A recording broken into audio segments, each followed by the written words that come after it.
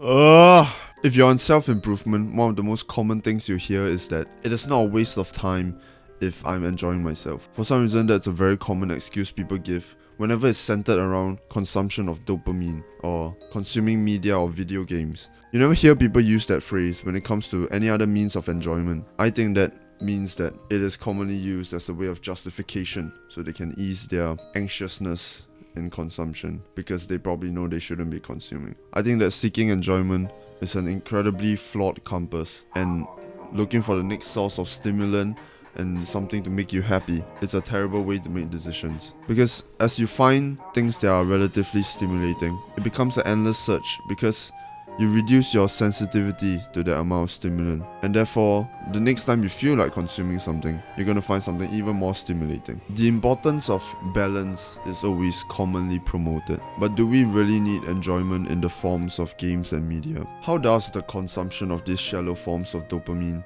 contribute to a better life? Does it give us some level of gratitude? Does it make a disciplined life more sustainable? Is a life of productivity and hard work really miserable? If the purpose of life is happiness, shouldn't we be consuming everything that makes us happy in every moment possible? I decided that in order to find out what is truly good for me, I'll need to try actually removing all sources of dopamine from my life. What I found is that some sources of dopamine maybe do contribute to the quality of our lives. For example, films and TV shows can contribute to our level of gratitude, our ability to see beauty in the little things. It can also teach us many values and things like that. I also found that abstaining completely brought a shit ton of withdrawal symptoms, but that is probably caused by how addicted I was. So it was really hard to remain focused and things like that.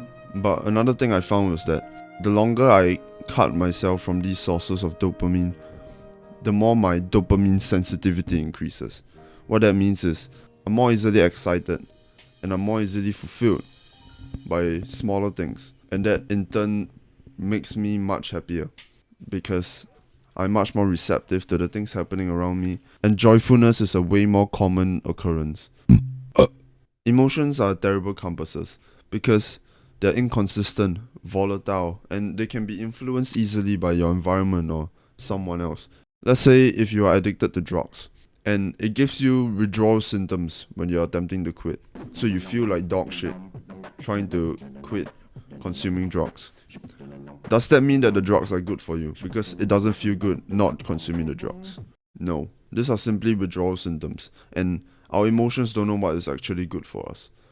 Because our brains are wired to chase the essence of dopamine, even if it comes in sources that are not necessarily beneficial. This is kind of reaching here, but maybe the idea of balance isn't necessarily good for us. At least their idea of balance, whoever their is. Besides, who's to decide what is the perfect balance?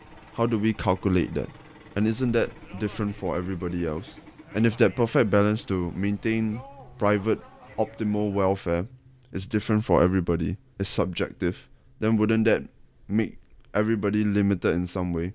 And then we can't compete on equal grounds, ever.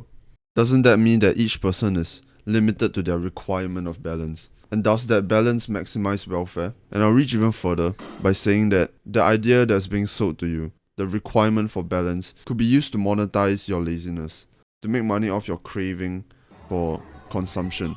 It helps you justify your urges, and it helps you feel ease in that anxiousness of consuming. What if that anxiousness is justified? The word balance sounds so easily interpreted as good, as beneficial. So many times we just blindly believe in it, the need for balance in our lives. And we always think that balance means that we should consume all these things that give us the feelings of fun and excitement, although they could take away from our future and only bring us momentary comfort. Perhaps being productive every second of each day is not entirely good because of overworking and stuff. But how does justifying the consumption of dopamine make that any better for us? Won't it be objectively better if those excess hours are used in places to make progress in other things which do not take too much capacity, and I would argue makes you happier than consuming dopamine, like going out for a walk or having a drink with a friend or journaling and meditating? Those help you progress towards social skills, helps you progress towards mental health. Things like speaking to your family or trying something new or working on a hobby. I think that is true balance, not perpetual consumption. Now, I'm not arguing to quit everything entirely. I just want to address the misconstrued ideas and pathetic justification of our perpetual consumption.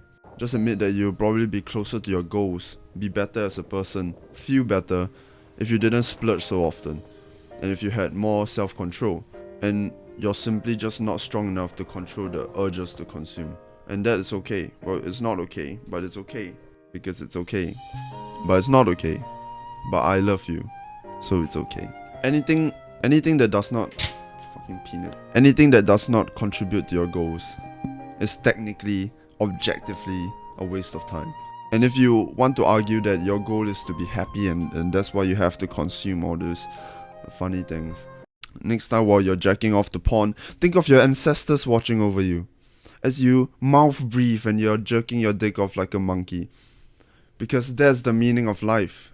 Happiness. As your pants is down and your hand is on your dick, and your ancestors are watching your face, mouth breathing, and your eyes relaxed as you're laying back on your chair, going ham on that long salami down there. That is true happiness, and that's the true meaning of life. Does the consumption of dopamine, video games, and media really make you happier, or is it simply momentary joy that comes with future detriment? You can always be better. No need to lie to yourself and say that you don't want to be better, or you don't need to be better, or it's unhealthy to always want to be better. Who says you need to be satisfied in order to be happy? Remain grateful, excited, and never lie to yourself. Who says we cannot make the relentless chase joyful and meaningful? Who decides that for us?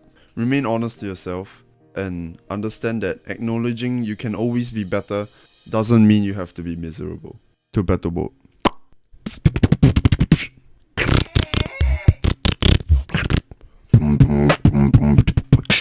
Oh yeah. This is how every recording goes.